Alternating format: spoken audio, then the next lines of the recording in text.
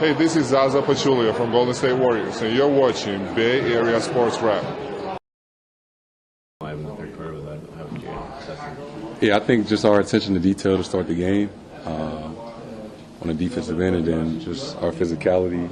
Joe said at halftime he just felt like we was locked in, and our physicality kind of dominated the game. Our offensive rebounding, and then the game opened up. We started hitting shots. He also said too that the Warriors just kind of like started struggling. I mean, they had a lot of open shots they just couldn't land.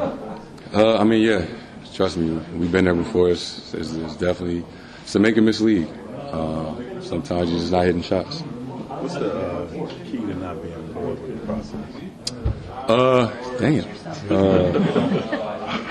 I think understanding.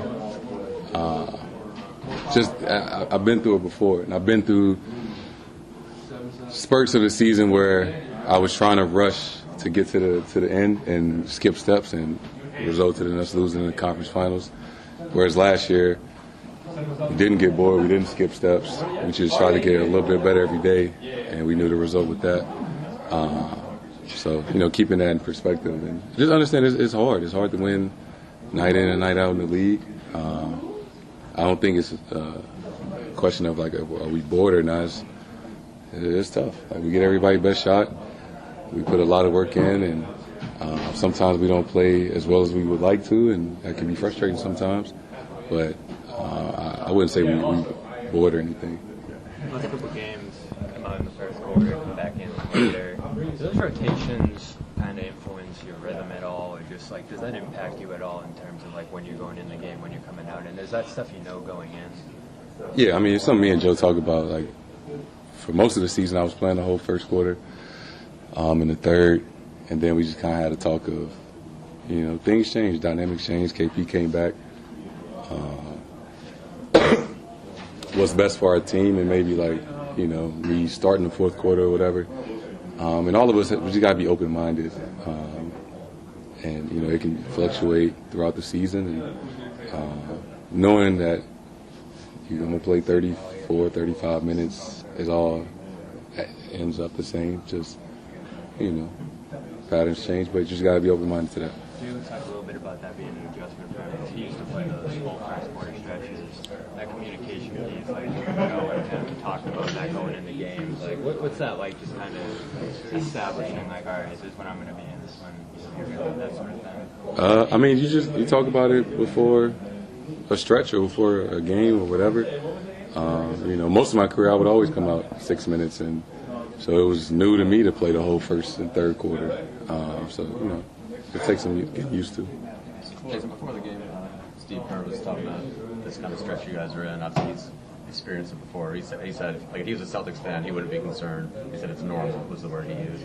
You obviously have relationships with guys all around the league. Are there any conversations you have with guys who've been through it, kind of how to get through these winter games when you're just kind of building up and trying to do it all over again? Just try to find some motivation. Try to keep it fun. All right, it's a long season, it's 82 games. You don't want to skip steps, but what's most important is the playoffs and things like that. But how do you find joy and keep things fun and entertaining, throughout the course of the season? And that's the cool part about it. And I think that's very important as well. Jayson, you talk about the expectations. Everybody every night expects you guys to win.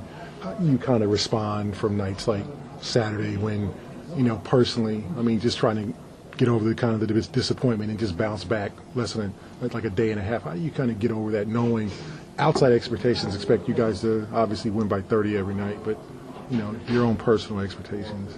I think that's the beauty of being in the NBA. NFL games you lose, you got a whole week to harp on it and then try to get ready for the next opponent. With us, we could have been upset, but get on a 6-hour flight and get ready for the next game. It's a tough place to play. We ain't won a game here since, I think, game 1 of the finals in 2022. So coming in here, trying to be locked in, you just got to put the last game behind you because we just play so many games, good or bad. You can't be too excited about what you just did or be too down on yourself because it's always another one 48 hours or so. How about the support you guys got? There was a lot of Celtics fans here, too. Yeah, the Celtics brand is strong all over the world. and they travel everywhere we go.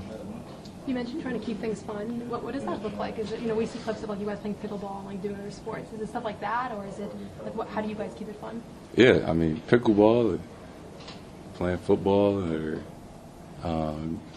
dodgeball, just whatever throughout the course of the season. I mean, we all adults, but we all some big ass kids, so just finding things like that to do.